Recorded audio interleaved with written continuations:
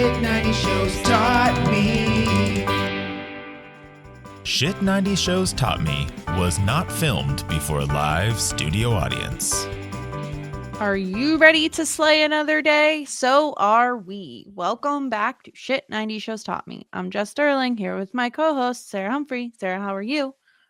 Jess, doing really, really well. Happy to be here. I feel like we are kind of back with this episode of Buffy, at least for me. You mean the season has recovered? Whoa. Too big of a statement. Too big of a statement. Hold up. No, I really like this episode. I think that I think that anything could have been better than Double Meat Palace, but it's fair. Yeah. There's some things that I think are really excellent about this episode. So I'm excited to talk about that with you. And then even further, I loved the Angel episode. Whoa! Which is everybody, you don't need to adjust your headphones. No. Sarah not even just liked. Yeah. She said she loved an Angel episode. I loved the Angel episode.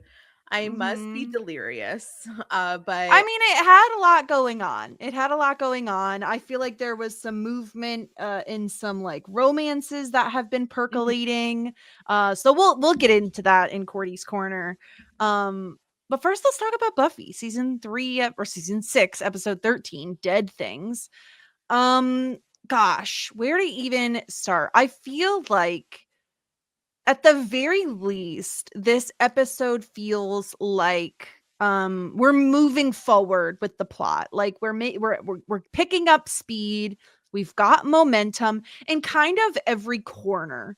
In the Buffy Spike stuff, with the loser trio, with like Dawn and how she's feeling, and the Scoobies, and even Tara's back in the mix. So where do you want to start, Sarah? We can talk Spuffy, we can talk loser trio, we can talk the Tara stuff. I think that we should talk the loser trio because it went from silly bits to like pretty serious and alarming very quickly. Yeah. And I love how Katrina called it like it was. Like, they are a bunch of incels. They're fucking creepy as shit and they're rapey. So fuck you, and fuck you. It's not just a Warren problem. It's all of them, because even if like the middle guy that we don't know his name, he's a problem. Andrew, I think I finally heard it / remembered it.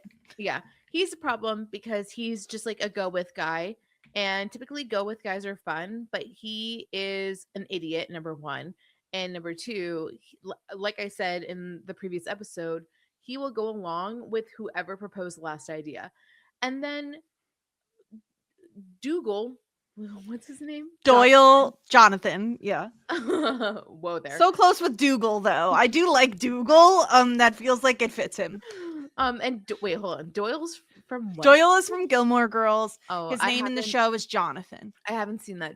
You won't meet him for quite a while. Okay, so Jonathan is a problem too. Dougal, he's a problem too because he's complicit. And even though, like, you know what's annoying? I know I'm right that he's getting built up for the like hero edit of like he's gonna turn on them for sure. And when I was watching this episode, I was like, oh my god, Sarah's so like spot on with that analysis that he will be the one, because when he's still a problem.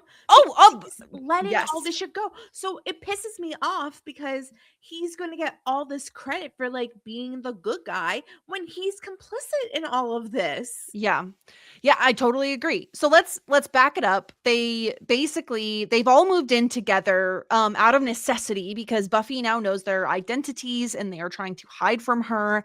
They have come up with the technology for a cerebral dampener.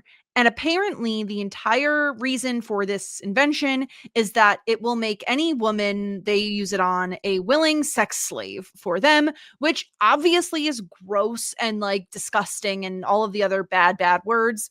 Warren is the one who kind of goes out in the field with it, and he doesn't pick a rando. He picks his ex-girlfriend who we met in the robot episode last season. Now, interestingly, Andrew and Jonathan didn't know that this was his ex-girlfriend. Yeah. Um, Doesn't matter so for me because oh no, it doesn't. It's just interesting that he like it's like there's like another level to his deceit of like they don't know that he knows her, you know? yeah, I mean, Warren is god awful. Like the other two, there's like, I mean, they're complicit, they're going along with it, so they're absolutely revolting. But Warren is intelligent and malicious and intentional with everything that he does. So Yeah. obviously he's the worst of them. We've already figured that out. And it all feels like it stemmed from like, oh, I want my ex back and I'm going to find the measures of It's which yeah. to do that to make that happen for It's my all about control. It's like so demeaning. It's he wants control over whatever woman is in his life and he wants control specifically over his ex. And he puts her in this like maid outfit. They're like forcing her to call all of them master. and that's the other thing, like, because they don't know that like this girl is like his ex, right? But like he's allowing her to not only call him master, which is like a huge level of disgustingness, but also allowing like his friends to do that. And then like this is like a shared girl. It's like Exactly. disgusting. Like what the fuck? It's all really just vile. I had a tough time watching these scenes, to be honest, just because it's like it's so gross. And I'm happy that number one, we didn't get to see it get to a place, a certain, place, because when Warren brings her in like a back room, they're like kissing. He's like, oh, call me master and you're gonna be mine forever and blah blah blah. She does break out of it somehow. It's the whatever the cerebral dampener didn't last. She's able to come out of it and calls them out for being absolutely disgusting. Her name's Katrina, by the way. I looked it up. So Katrina says, like, you're gross, like what you're doing is disgusting, like I want to vomit. And that's when the other guys of the loser trio realize that like this is his ex-girlfriend. And I am with you, Sarah. I really appreciated that they said the word rape on the show, because other shows wouldn't do that. They wouldn't call it out for what it is, which is rape. Like there's no consent happening. Like you're taking advantage of this poor woman who then tries to escape. Warren stops her and full blown, like, you're so right. We jump from loser trio doing silly bits to like full on supervillain when he like attempts to rape her and then kills her when she's going to escape and tell the authorities about this. Like it wasn't an intentional kill, but like he was trying to entrap her even more. What And would he the thing is what would he have done though, right? Like redid I the suppose. spell so that she could just continue to be a prisoner, which is like also like pick your poison, like both is horrible. But Yeah. yeah, so yeah, I mean he's horribly evil. And then Jonathan is shook up. Andrew's still a bubbling idiot. So then they were like, what are we going to do? We have to call the cops. We have to do something. And then Warren comes up with an even more vile plan. Like, it's not like, oh, I know what to do. I'm going to take care of two birds with one stone. I'm going to pin this on Buffy. And on top of that, we're going to get away with murder. Yeah, and let's face it, like you're dumping a body. Like that's exactly what you're doing. You're not only making someone else think they committed a murder, but you're just dumping a body out in the woods. A person that you dated. You know what I mean? A human being. And it's really Somebody that you sick. claim that you were in love with, Right. enough so that you specifically targeted them. Yeah. But the thing is this isn't love. Like this is No. manipulation. This is coercion. This is dominance. This is not love. And yeah, obviously we'll get to the whole Buffy side of things later, but like at the end of the episode, when they're talking about like, oh, we did it, we got away with murder. Like Warren is obviously very excited about this. Andrew is like tickled by the fact that they were able to get away with murder. Jonathan goes along with it in that he says like, yeah, but you can clearly see in his eyes like he feels like they've gone a step too far, which is curious to me that you feel like having women as sex slaves is okay, but like murder is a step too far. Like the bar is on the fucking ground, Yeah, truly. absolutely. It's just because he's a beloved character. He's been with us since season 2 or 3, and they want to give him the redemption arc and eventually be the one to help Buffy turn him in. Like that's what they want, and that's why they're giving him those like worried looks in the corner, like a la Pretty Little Liars, whenever we Yeah. you know the look. Uh so I don't know. It annoys me because I just feel as though even if Jonathan might have he's not like a sociopath, like he has like a conscience, that doesn't mean for me that he gets a pass, and I feel as though that's where we're heading.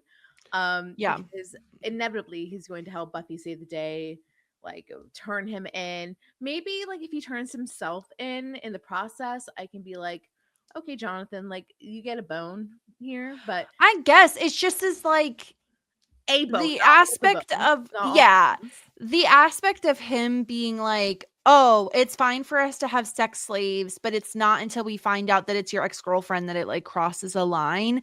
And like his comments too this whole episode of like, oh, choose the one with the big bazongas, you know what I mean? Like it's just Yeah. so disgusting that I don't see a way to redeem him. However, I don't disagree with you that that's probably where we're headed, especially given the creator of the series. Like, Mhm. I don't think he has respect for women. So I don't think that he'll see Jonathan's actions as irredeemable in the same way that you or I would see them as irredeemable, you know? Yeah. I mean, once again, like just like with the same question stays for when I asked, is there any depiction of a woman making a sex bot of a man? And the answer Yeah. is no. Like, would a woman ever do some shit like this? And the answer is No, no. they would not. And like we're two women, like this, but this show was like, it's interesting because this show is not I don't really know, but I would believe that the show has more of an equal male and female audience than a lot of the other shows that we've covered. Yeah. So Yeah, I think you're probably right. Mhm. so like it's interesting to me that they're like, I don't know, like that I don't know, how did like guys react to this? Like hopefully they watched this and was like, this is like kind of gross.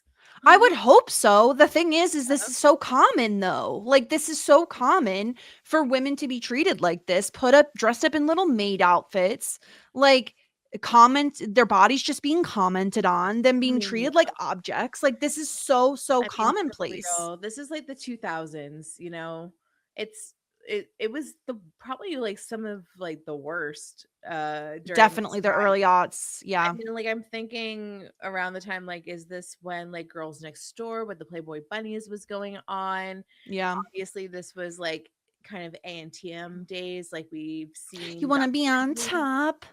So Sorry. and yeah, sure. Um and it just feels like this was very, of the times of like objectifying women and also like being a woman that looks like a certain way. And um Yep. I don't know. It's like it's kind of nasty. I mean, this whole thing, and It's it's really upsetting. Like, yeah, it's really, really upsetting to watch, and at the very least, we had Katrina calling it rape. yeah. Like, but again, the bar is, like, so extremely low that, like, we're like, "Yes, girl, call it out for what it Call is." it out for what it is. I Ugh, mean, I will say it's interesting that this is what we're being given as a like big bad of the season, where typically um it's like robot monsters or like demons or vampires or gods. this, like, the things that we're dealing with as our big bad, aside from Willow, is very human. And I Of the times, feel right? Like it's like that still, yeah. I feel like that's intentional commentary on kind of the worlds of where it was then and where it is still now. And at the end of the day, like, our humans are like day-to-day people even that much better than the monsters or the criminals or the demons that, are fake out there? Is it as bad? And I guess, like, it's kind of saying, like, yeah, like, these boys are as almost as bad as a robot monster. That Yeah. which is I interesting. worse, right? Because they're supposed to have humanity and they don't at this point. Yeah, it's really awful. Yeah, I don't know. I just think we have definitely reached full on villain territory with them, which I suppose on in one way I like because it's not just silly bits. It's like the stakes are higher. It feels more important that Buffy stop them. But it's Right. also just like it's upsetting. So at the very least they're like real villains, not just like we're gonna use an ice ray and like steal a diamond villains. Well, it's interesting because, like, if they were just chill and stole their little diamonds and well, they're big diamonds, but that and did not murder and then did not accuse Buffy of murder, I'm sure that they could have gone away with it longer, right? If they stayed more under the radar, because Yeah. under the radar gun, because it's like now they're like blaming Buffy, they're pinning stuff on her, they're like messing with her memory. Like, Buffy wouldn't even have thought about them. And the only reason why she's now going to go after them is because they are specifically targeting her and have been, and for no reason at all. Like, Buffy helped Warren with the situation with the robot girl, and she's not the reason why Katrina left him. Like, she left him because he was disgusting, and she was always nice to Jonathan, and she doesn't even know Andrew exists. So Mhm. if they just stayed under the radar, then they could have been doing their creepy little steelies and gorillas. Oh, what's printing? Phantom printer. Dennis the ghost printing something. I don't know what he's printing. It Dennis. is going to be a message from above. Only time will tell Oh what my is gosh. coming. Oh, yeah, Dennis the ghost is printing the 2026 NCAA Division Men's Champion draft. Dennis loves sports. Yeah, not only one, but he is nice enough to print two. Wow, thanks, Dennis. One for me and one for him. Thanks, Dennis. Yeah, good job, Dennis. It's not like my husband is also currently podcasting at this moment. Yep, definitely not. And if I ever printed something in his office while he was podcasting, he would have an aneurysm. But thank goodness it's not him and it is Dennis. Definitely Dennis. Need information now. Need this right now is what he needs. Sorry. Okay, well that's probably enough on the loser trio anyway. Let's talk about Spuffy and kind of where they're at here. Mhm. Because we open the episode with them having just had sex. First of all, never would I ever have sex under a rug.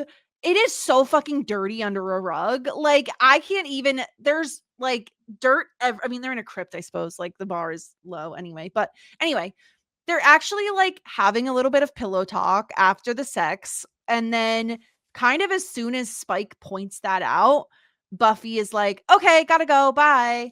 And I was actually really into the conversation that they were having. It felt very normal. Like, because it was about decor.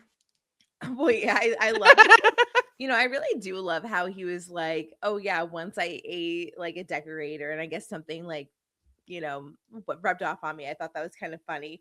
But Mhm. it felt like, my complaint has been, or like one of my complaints is like, what do they even talk about? Like, how can they have an actual relationship? And I think that this was like the first glance of like, oh, like maybe there could be something. And then, of course, Buffy gets squirrely so quickly when she realizes what's happening. But what's more important than that is like, how cold must the crypt be on a bare ass? Like, I can't even Freezing. yeah, I can't even fathom. Like, maybe that's why they need the rug, but I think they need Yeah. double rug, like sleeping bag rug, because I Yeah. feel it would be so cold on the bare bottom. Maybe if the Slayer has like thicker skin too, Mhm. like Yeah, maybe, and obviously Spike doesn't care. But yeah. maybe for Buffy, she just has a thicker skin. So Spike does ask the question, is like, what is this to you? Like, do you even like me? Uh, Yeah. and like Buffy just says like sometimes, Mhm. and it's like it's very awkward. Like he just wants her to admit that she likes spending time with him, and she won't do it. She really is avoiding that entire issue because in her mind, the reason she's doing this is because there's something wrong with her, that she came back from heaven or wherever she was wrong. She's not fully human. And that's the reason that she's been with Spike. And he really is taking advantage of that and like manipulating that situation. So when they're at the bronze later and she's like, which by the way, I'm pretty sure we said they would have sex in the bronze. That was one of our predictions. Yeah. So when they're up in like the rafters or wherever this even is, and they're kind of looking down on the Scoobies dancing, he says, you try to be with them, but you always end up in the dark with me. What would they think of you if they found out of all the things you've done, if they knew what you really were? And they like have some like, again, like, ugh, Sarah, I'm so upset because I want Spuffy to be like sexy secret, not like shameful secret. And what this is shameful secret. And like, yeah, they're having sex in a public place in like a very can get caught kind of way, but it doesn't feel sexy. It feels like sad. Well, it's interesting because they're having two different experiences here, because he's having secret sexy sex. She's having shameful sex. Yeah. So it's kind of interesting because like I mean, they're both enjoying it on like a more like primal, oh sorry Buffy, I didn't mean to call you an animal, don't have a fucking aneurysm. But like they're having fun on like more of like a sexual primal level.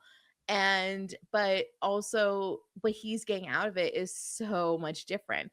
And it's almost like stereotypical what people would consider the woman to do, to be experiencing like an emotional connection with sex. That's what Spike is having, while Buffy is having more of a like distanced, like she's using him. I also like how in further down the episode that was addressed out loud.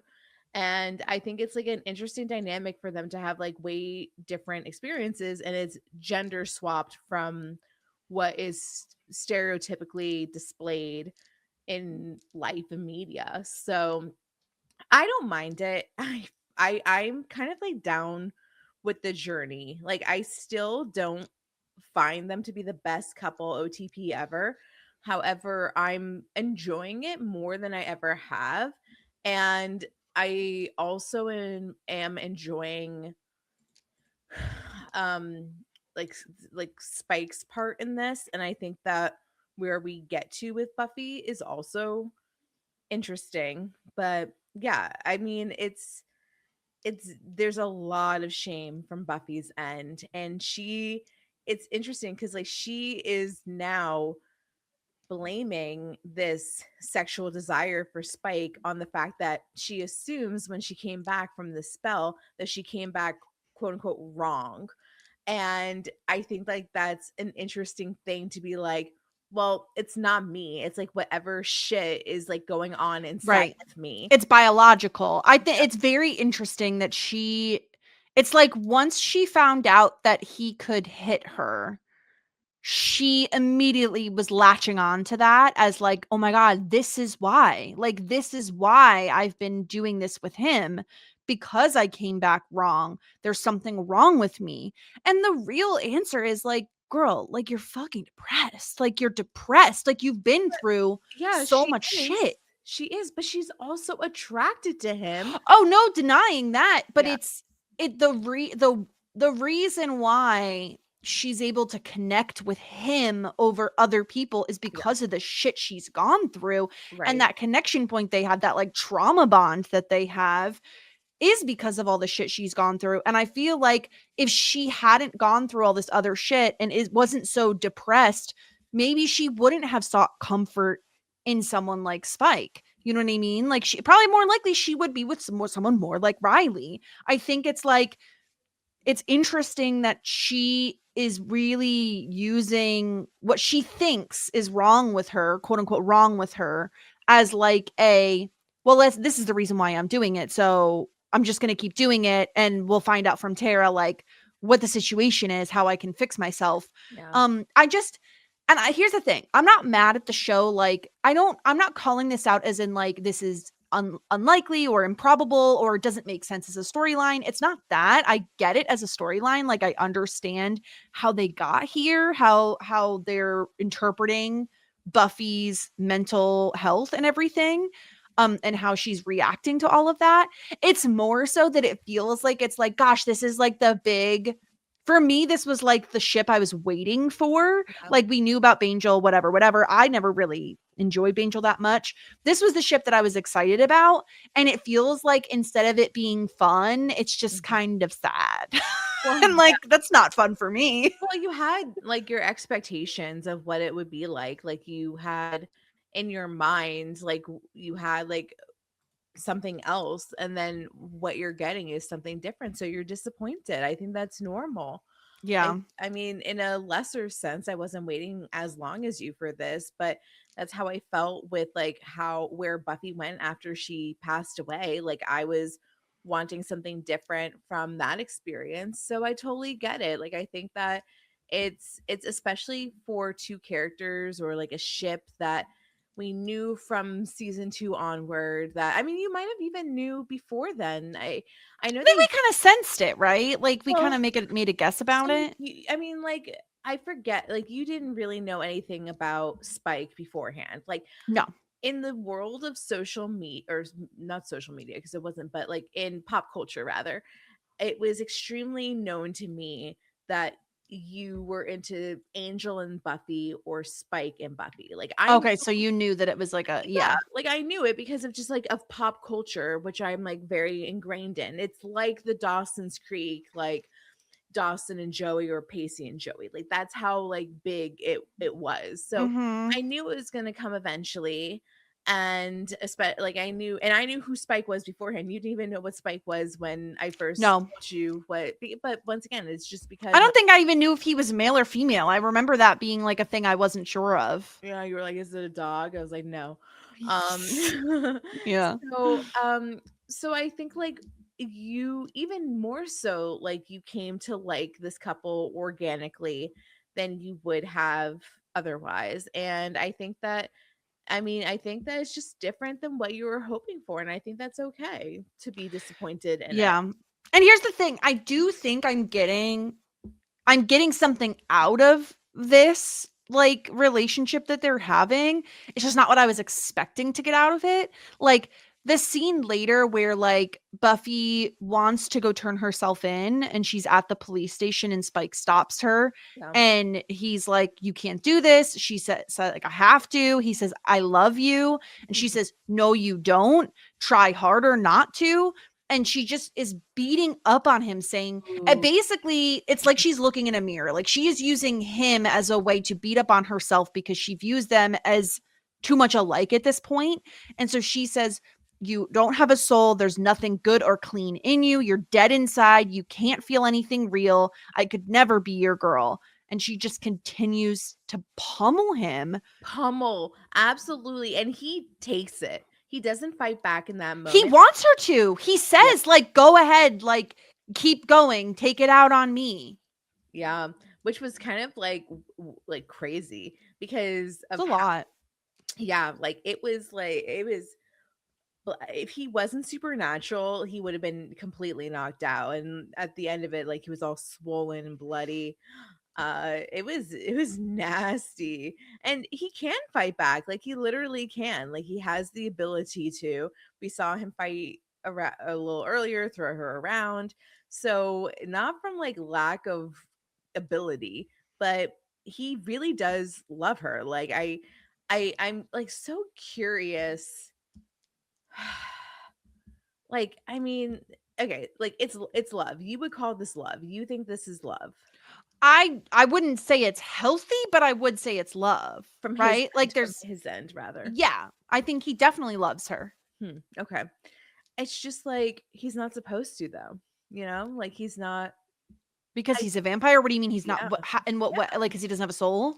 yeah, yeah. So like, and what does Yeah. he love about her? Like, does he love her because she's his like ops? Like, um, I mean, I'm just so curious. I mean, he does know her on a different level than anybody else does. I'm just like so curious about like what does he know like love about her? Like what is it? Mm-hmm. Is it that like once again, is it that she's the slayer and like kind of forbidden? Is it he thinks that she's attractive? Like does he really love her like inside and out, which is what he's saying that he does. And my only thing for like a point of yes is that he seems to know her on a different level than anybody else right now and accepts that. Mm-hmm. And also he's such a simp. He's a simpy boy. He is a simp. Yeah. I don't know. Like it's I don't know that we're able to fully understand number one, what it necessarily means to be like soulless, because like he loved Darla and like or excuse me, not Darla, Drululu, and we never denied that, right? Like you can still love. Yeah. Obviously Angel had a soul, so that was different. But then I think on top of that, you throw the chip in.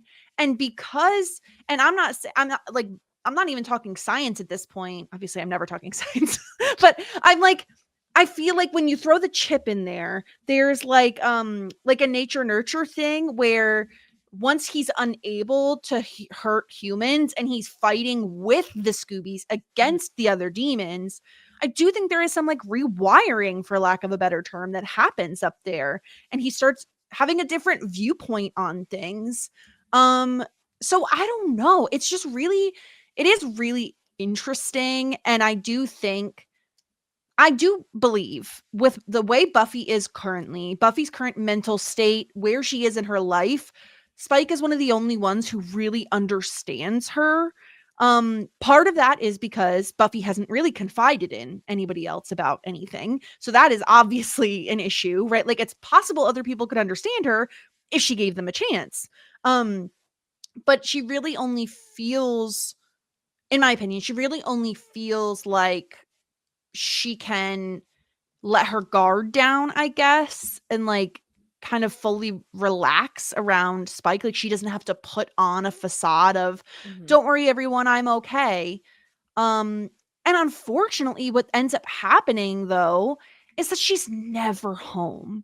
And we're really starting to see the repercussions and results of that in this episode, where Dawn, she's hanging out with the other Scoobies, she's making plans with her friends, and when Buffy's like, oh, I thought you'd be home, she's like, well, you're never home, so like why am I just gonna sit around and wait? And Sarah, I do think the pacing and the plotting of this particular thing is really well earned, because we've seen she's like wants Tara to stay over with her so she's not alone. She like feels sad when like Buffy and Willow are both busy. Like this has been waiting to happen, basically. Yeah.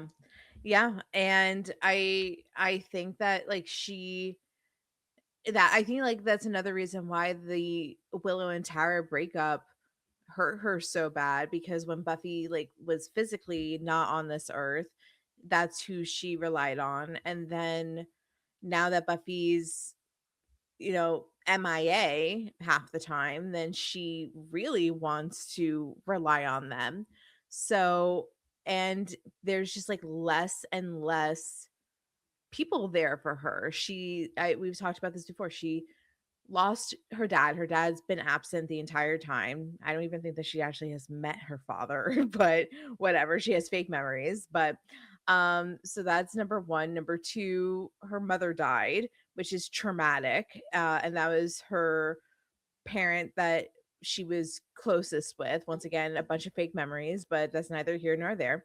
And then she lost her sister by falling off the bridge, and then she came back, and then like every single person that she's close with seems to leave her. And then when Buffy is like, I'm going to turn myself in, she's like, well, I mean, you didn't really have a choice. You still had a choice, but you didn't really have a choice when you sacrificed yourself to save the world, because otherwise the world would have gone into corruption, or I had to do it. And mom certainly didn't have a choice about leaving.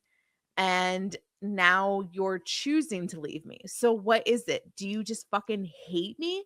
Do you want me to be tortured? Do you want me to be alone?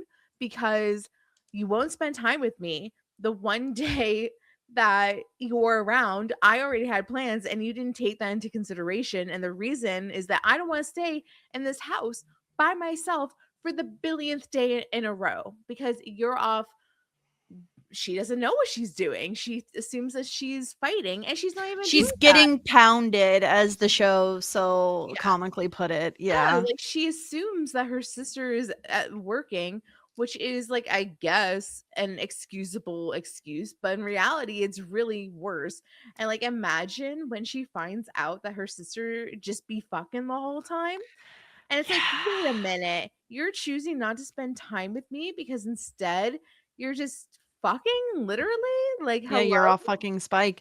And I can only imagine that this is really just like makes the guilt and the like self-loathing so much worse for Buffy, that like now Dawn doesn't even want to hang out with her, and all of the Scoobies are excusing her absence by being like, "Oh, you've been working so hard and all of this and that."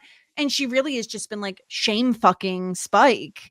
So it's just like, it's really sad. And especially the scene where she tells Dawn that she's going to go confess. Because if we didn't already mention it, like basically the loser trio uses these demons who have like hallucinogenic abilities to make Buffy think that she killed Katrina, because Jonathan does the whole body thing where he turns into Katrina, and then they dumped her body down like a hill. Buffy thinks that she killed Katrina. And so she's going to go turn herself in because she feels like this is the last, like, this is, what else am I going to do? Like, I've now killed a human being. And we saw how Faith killed a human being. You know what I mean? Like, and it's interesting to see the differences in their like reactions to all of it. Faith was just like, who the fuck cares? But Faith definitely was having like a little bit of remorse, but she was so wanting to just cover that up with like bravado and like squash it down. Well, maybe that's like partially why Buffy is very quick to be like, oh, let me turn myself in, because she experienced that with Faith. It would be very hypocritical of her to do the same exact thing Right. that Faith did and want to try to cover it up. So yeah, and so she wants to turn herself in. It would have been even better if they referenced that in Yeah. I don't want to be like Faith. Like, I've seen this sort of thing before and I can't go down. Like, it would have been probably better if they made that connection, but I don't even know if they thought about that, because I don't even know if these writers were writing in season 4 or season 3 whenever Faith was here. Yeah. I Yeah, honestly, I don't know. Yeah. But Dawn is really upset because she knows if Buffy does this, that's it. She's like in foster care. Like, she doesn't have another guardian. Like, No. she's like, what's gonna happen? They're gonna take you away. Like, and she says like, you don't want to be here with me. And because of everything revealed in the musical, Dawn knows that she was happier when she was in heaven. Like, Well, of course. it's just one of those things where I just feel yet again so awful for Dawn. Like, Dawn has had the worst of all of it, in my opinion. Like, She's constantly just getting left and ditched, and like people are dying. She's getting told she's not real. Like she's having like existential I mean, crises. she's not real. She's real. If you cut her, she not real. bleeds. She's real. All of her memories are fake. She's never even met her father before. Or her Oh my fake. god! But in her mind, she has. I don't know. I don't know if she's had it the worst of them, but I definitely like sympathize with her. I feel bad for her. You know who should adopt her? Anya and Xander. No. Mhm. Yes. They're the No. only ones that like have a living, they No. both have jobs, they're getting That's sad. I know. Everybody else is like Sad. practically Sad. homeless. So luckily though, Buffy overhears Katrina's name and is able to link her to Warren. So we'll see how that all shakes out. But the last storyline we have to talk about is let me just say, I loved this part of this episode, this whole storyline with Buffy choosing Tara to be the one to figure out how the spell works and if it was possible she'd come back less human. Number one, it makes perfect sense to me that she would go to Tara because she's like one step removed from the Scoobies. She knows witchcraft. She can't even go to Willow because Willow is off magic right now. Yeah. So Tara being the one, and Tara, Sarah, you and I have talked about that little connection point they had with Tara's mom dying. And it always feels to me like Tara has been a sympathetic shoulder to cry on. You know what I mean? Like of all the Scoobies, Tara's probably one of the first ones you'd go to like have a little cry. Yeah, I think that this was a great use of this character this whole time. For a while, we felt like she was underutilized, and this is the exact sort of thing that I was hoping for and expecting. And I think that they did a really good job utilizing her, um, using her as like like using her strengths, which is not only like more or like she's never into the magic for the power. Like that's not what she's into. She's into it like we see that she's like a druid. She's more like earthy. And like respects the rules of law. So and so there's that and she's definitely our empath out of the whole group. And on top of that, she's mature and non-judgmental, which is huge because like that's the Yes. thing. Like it's the worst thing to open up yourself like Buffy did in regards to like you know her worries about if she's even like human still to eventually admitting like feelings for Spike. And the worst of it would be having somebody like Xander make like a joke which is probably would be like like well intentioned, but he would make a joke that would be really embarrassing, or like Willow like making like a quick face or something. Anya would say something like really off base, you know. So and so I think like it's the worst when you go to somebody and they're judgmental. Like Tara did not say any, she was just listening. She literally was like the least judgmental, like the most caring. They did a great job choosing this character and this duo. And finally, she was like utilized well, like thank goodness. So, Yeah. And I like too that she kept her mouth shut when she bumps into Willow coming out of the magic shop. Like she could have said something and she doesn't. And she could have said something. Willow, of all people, would be the one who she would say something to. It's her, I mean, they're not together now, but it doesn't mean the feelings just go away. I loved this. And we do learn from Tara that no, Buffy is 100% human. Like whatever's happening with Spike's chip is more about like, I don't know, a placebo effect or something. Like it's not because you're actually not human. Yeah, I really tried to figure this one out because I was like, I heard what Tara was saying, and I was like, I am the stupidest fuck in the world. Like, I don't It understand. doesn't make any sense. But It's just in mumbo reality, jumbo. it doesn't really make sense. What she said was, well, what really sent me was like, oh, it's just a basic Molecular level. molecular. It's like, on a basic molecular level, like, and I was like, well, basic and molecular should probably like never be in the same sentence for like the average folk. Yeah. But Mhm. basically, when she came back from heaven into her body, she did come back human. She just on like her molecular cells were changed. And I think like what really threw me off was just like, yeah, like it's like the equivalent to like a sad or a bad sunburn. I was like, what the fuck are we talking about over here? But I guess Yeah. like it's her coming back into her own body from being from heaven just confused the chip. The chip said, me confused. The chip is Yeah. as bad as science as I am, essentially. Yeah. And The the chip chip doesn't know what's going on, which no. is why Spike is able to hit her. Yeah. And Buffy doesn't like this answer because she says, this can't just be me. It isn't me. Why do I feel like this? Why do I let Spike do those things to me? He's everything I hate. He's everything that I'm supposed to be against. But the only time that I ever feel anything is when ... Don't tell anyone, please. Tara says she won't. Yeah, at Uh, first Tara was like when he hits please, you? Yeah. which is like, like a valid thing because like we also know that Buffy is like, like violence kind of like Yeah. resistant, but she gets it quick. And like I also like that Buffy didn't have to say the words that like I am excuse me, sleeping with him or I have feelings for him because I feel as though if Tara pushed for that, it would be too scary. I think that Tara did a really Yeah. good job of like coming with it with understanding and then Buffy saying what she feels comfortable articulating out loud.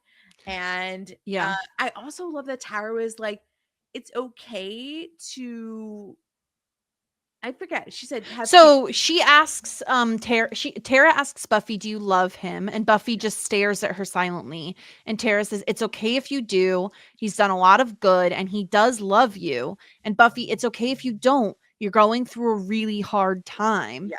I really like how she says like it's okay if you do and it's okay if you don't. I thought Yeah. that that was really good because And the crazy also thing is this is all just being thrown on Tara. Like it's not like she prepared for this no. conversation, which is even more impressive that she's able to like say what we believe to be like all the right things to Buffy in this like really really Yeah. difficult time. Wisdom at a 100. She did a great She job. nailed it. Yeah. And yeah, I really like how because then Buffy starts getting the shame within herself. And she goes, okay, so then I'm using him, which is even worse in a way, because that's evil. And Tara was like, no, like, yes, and like, it's okay if you are, like, you've been going through shit.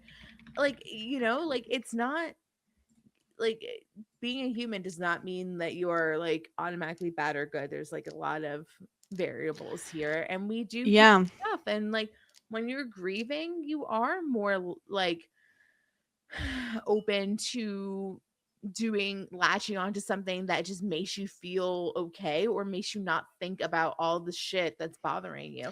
Yeah. And I like too that when she's like, "Oh, what it's okay that I'm using him?" Like what's okay about that? Like it's wrong. I'm wrong. Like it's it's like even now knowing that she is still human, um, she feels like there's something wrong with me and she's like almost wanting to be punished. Like Well, it's she's like, "Tell easier. me that I'm wrong." Yeah.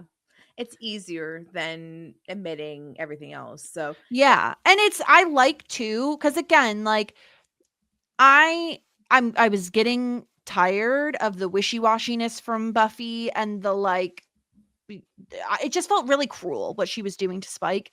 And so Mhm. at the very least, I like that we've now reached a point where she is pointing it out for what it is, that she is using him to a degree, like that she is using him for comfort, that she is taking more than she is giving, right? Like she is taking what she wants and then she's skedaddling on out of there. Like goodbye, Spike, have fun in your crypt.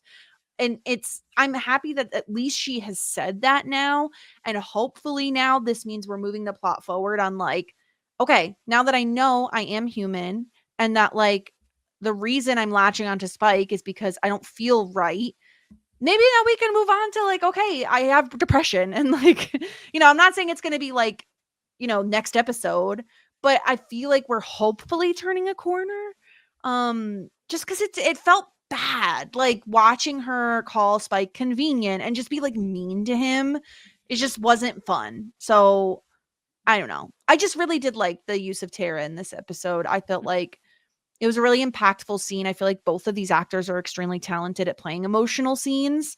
And it did feel very natural to have it be Tara, given the connection they've had in the past. Mhm. So hopefully this means we'll get more Tara on the show too, because I freaking love her, man. Yeah, yeah. I'm hopefully, yeah. I really like the character. My only issue has been that they give her absolutely freaking nothing. So if they give her stuff and it's more like this, then she can shoot up from number whatever to number one day. Yeah. Um, Anything's possible. We did get some feedback from Tom Palmer that I did want to read because I thought it was really well said and it kind of like echoed a lot of my thoughts on the episode. He says, I have a feeling y'all are going to hate this episode, but I really appreciate the swing the writers are going for. The Spuffy dynamic isn't quite right for me. Buffy's a little too passive while Spike is saying shit, and we're not seeing the appeal of Spike for Buffy, which I think is necessary for the storyline to really work. But I think the breakdown at the end is effective. And I appreciate the dark places they're going with this relationship. In my opinion, this is what vampire romance should be, dark and twisted. Buffy is not in a good place, and so any relationship she's in is going to be tainted by her dark headspace. And then you've got Spike, who, despite genuinely loving Buffy, is also an evil soulless monster who is selfishly taking advantage of Buffy's depression to get an in, but also he's not really in. He's only getting the physical benefits, and emotionally, he's still getting absolutely battered. Number one, so then he goes on about the trio, but I want to stop here first. This is like a really good interpretation, I think, of the Spuffy relationship. And I agree with Tom that like most vampire type of shows and literature and whatever like to kind of put on rose-colored glasses and be like lean more into the romance. And obviously there's going to be like a sinister aspect of it that the show is choosing to lean into.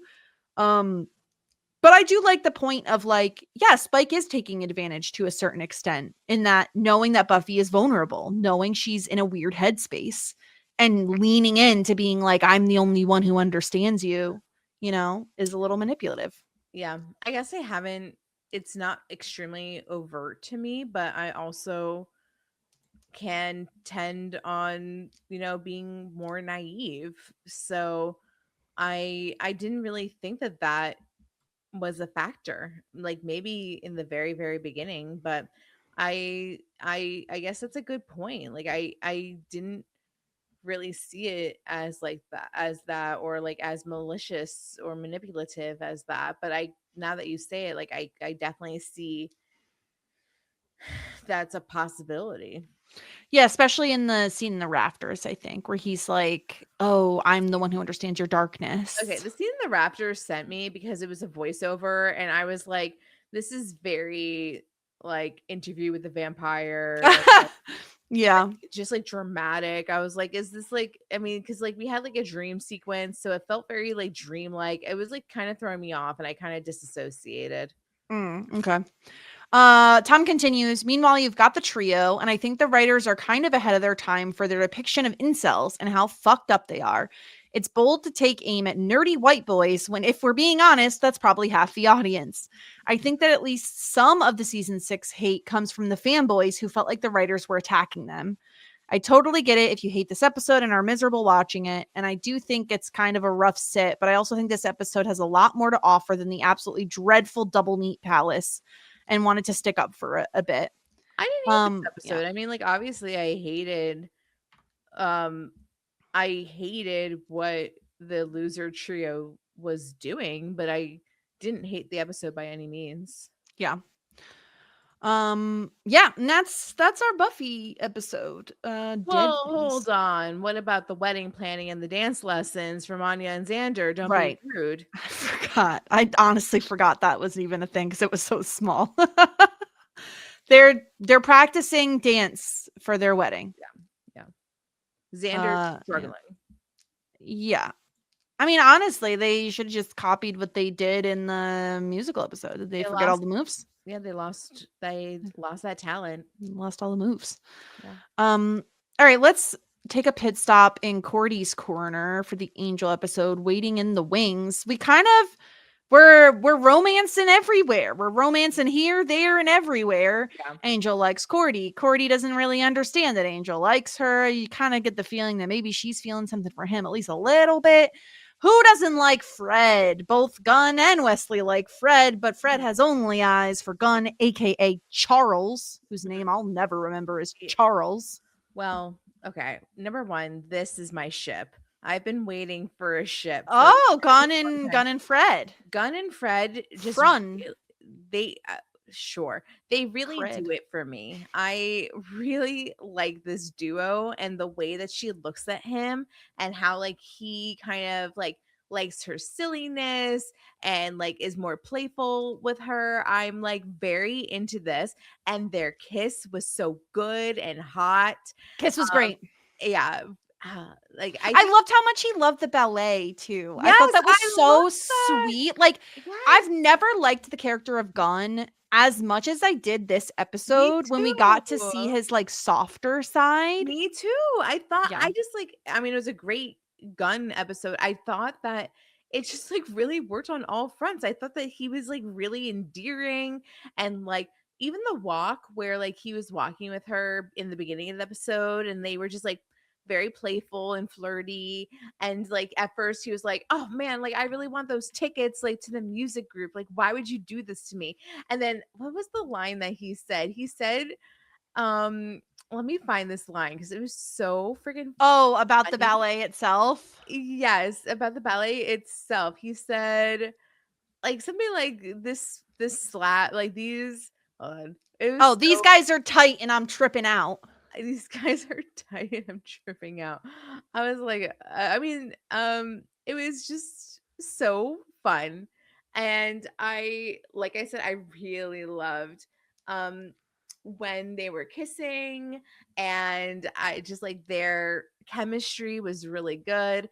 And I know like Wesley is like literally standing in the wings, no pun intended, but I don't Mhm. give a fuck about Wesley, and I don't give a fuck about his interest in Fred, and I'm glad. I'll be so mad if she chooses Wesley in the end because he's so She's not gonna, no. excuse me. I mean, like a true like love triangle is like a little bit of switching around, but he's so stuffy and he doesn't like bring out like her silly side. And I just like would be so mad if she like my only concern is that like he's just in it for like the funsies and she like it gets like really into it like and she No, I she think he looks at him. really does like I her hope though. so. I think the reason Fred and Gunn work is because they're not so samey. I Yes. think Fred and Wesley are a bit too much alike. Just like more Um intellectual, and like they get like very serious and like very like research a like, and I just feel yeah, like Gunn just brings out just like Pacey brought out the fun side of exactly. Joey, and Yeah. that's like what Joey needed. And Joey, I mean, Fred's like sillier, can tap into that sillier side more so Yeah. than Joey did. But if Joey stuck with Dawson, then it would just be like uber serious all the time and like wordy and like in your head and watching all the boring movies. And it's like the same thing with like Wesley and Joey. Like I'm sorry, Wesley and Fred, they would just be like stuck in like doing research all the time and like talking about puzzles and like doing just boring ass shit. So I really was into the Gunn Fred relationship. I was like, this is working for me.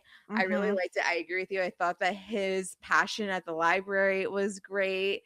And I hope that like Wesley's not weird about this because all is fair in love and triangles. So, Yeah, I think he'll eventually get over it. mhm. Um, but yeah, Now, we have that pairing, and then in case people don't, I know we have some listeners who don't watch the Angel episode and just listen to our recap of it. Basically, there's a ballet, and there's this evil guy, and he is basically made these performers perform this ballet forever. Like Angel watched the same people perform the same ballet like 100 years ago, yeah. and he realizes it when they're at the ballet itself. I thought During that was this, really cool too. I was really into the storyline. it was a really cool storyline. I will say the guy's necklace was fucking hideous. As was everything Cordy did with her hair. What is wrong? Why does she have the teeniest tiny bangs? It looks like she accidentally burnt her bangs off or something. Like, what is happening? It's Nothing awful. I good. feel horrible for her. It's really bad. And Poor despite that, Angel still loves her. Despite her teeny tiny bangs. And like we're really leaning in now. Lorne knows it. He can obviously sense it when Angel is doing like a lullaby to Connor, but also he just has eyes and can tell. And so that we're kind of like playing around with that the whole episode. And we really get into things when they end up in the back dressing room this is and they're my favorite possessed. part. Now, Of course it was. This was magical, stunning. I now found out my new favorite line in bed. Oh no. I'm such a yapper. No. I'm only alive when you're inside of me. I I fainted pretty much. And not Ugh. from like pearl clutching, from like holy shit, like why haven't I been using this in dirty talk my entire life? Adam is going to hear I'm only alive when you're inside of me over and over again for the next 50 years. That's the only thing that I'm going to say when I come from now on. It was incredible. I couldn't believe the show said those words.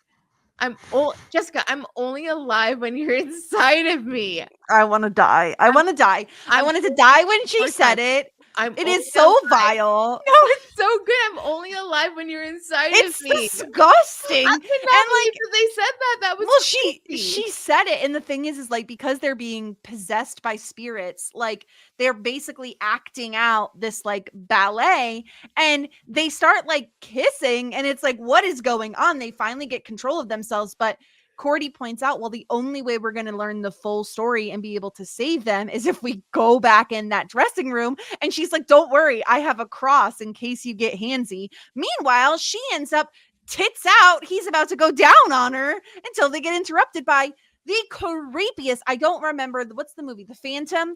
They're like phantom looking motherfuckers. One is sad, one is happy. Are you saying like what do you mean? Like Phantom of the Opera? The Like, Phantom of the Opera. this was very Phantom of the Opera. I hate it. I don't like masks. I don't like masks. The masks weren't very Phantom. Show your face, you creepy serial killer. I loved it. I thought this was great. I thought like obviously like, like into theater. I've been to the ballet. I thought this creepy guy was incredible. I love that they had to play out the entire scene. I love how like there was like some rando sad ballerina that has been like forced to dance the same show for like 700 years. This is, by the way, this is the girl from Firefly. I don't think you've seen Firefly though. No, I don't know what that is. Okay. I don't know, and I don't know if I care. I think that they're doing something new, but they're doing an animated series. not my monkeys, not my circus. I don't Firefly. It was just such a good episode, and I love that they just eventually she just like didn't have to dance anymore, and she was like, thank God, I don't want to dance anymore. I'm so tired. I'm so bored with the same show for all this time. He won't switch the show. I was hoping that we could do something else, but he won't do it.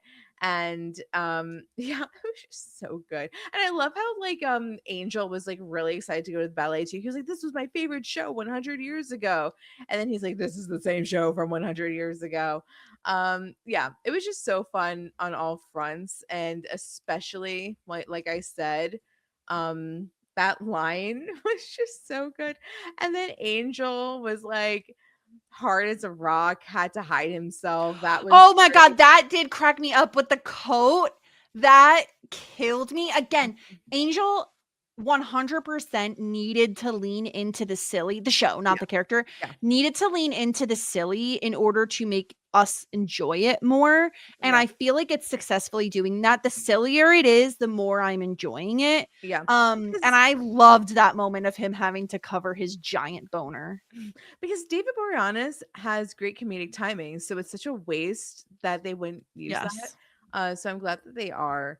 And then the end of the episode, I was also shook because we were like, okay, I guess like this Angel Cordy thing is going to go on, even though they're like still like kind of denying it. But then Jessica, who came to visit? Who do you mean who came to visit? The goose log. I forgot. Gorgug, not Gorgug. What is his name? Grusalog. Grusalug. Yeah, they get back to the hotel and she's like, he's about to tell her he likes her, and in comes Grusalug, the guy from her, like the world where she was queen.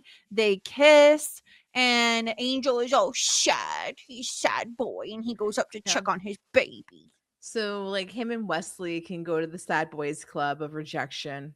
Yep. Boo-hoo. Oh well. So sad. I'm not sad. I don't care. Here's the thing. I bet so many people were like, yay, Angel Cordy. What is it? Kangel? I don't even know. But I guess why would anybody be rooting for that? Why would anybody be shipping anybody with Angel is beyond me. But I told you this was going to happen, especially when she became part demon. I was like, this is how they're going to justify it. Yeah. Who are you rocking with? If we have 3 potential couples. Oh, obviously Fred and Gunn. Okay. I was just making sure you're on. No, I think you're totally right. And your comparison is spot on of the Pacey Joey dynamic. I think Fred and Gunn are a bit of like an odd couple, but in a really interesting, fun way. And I thought their kiss had loads of chemistry, baby. So I am here for that. He's a good kisser. He looked like they both looked like really good kissers. Yeah, I'm like was more focused on like his lips, but I'm sure that she's as good of a kisser. So yeah, that was our episode. That was our Angel episode. Really good one. So excited to see where we go from here. Great episode. It was a lot of fun. Yeah. All of it was So next week we have season 6, episode 14 of Buffy, Older and Far Away. I think it's Buffy's birthday because they mentioned Buffy's birthday like 100 times in the last few episodes. Oh, okay. And we have Angel, season 3, episode 14, Couplet. Oh, yeah, couples. There's couples. Oh. Yeah. Yeah, sure. There's a lot of like mixes. There's like the Cordy and Angel, there's Cordy and Logs, there's Fred and Gunn, there's Fred and Wesley. So there's a lot of couples. Yeah. So that will be next week for you all, really soon for us. So we are coming towards the end of our pre-record sessions. So that'll be fun. But anyway, and then it's maternity leave for me. And it's maternity leave, and I'm gonna rewatch Buffy. We'll see. Maybe we'll see if I have time. Okay. Well, that's all we have cooking. So check us out everywhere. Shit90s Pod. You know the drill by now. Please. I'm not telling you anything anyway. Okay. We'll be back next week. Until then, everyone. Here endeth the lesson. Just ask.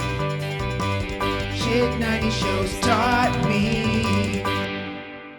Shit 90 Shows Taught Me was not filmed before a live studio audience.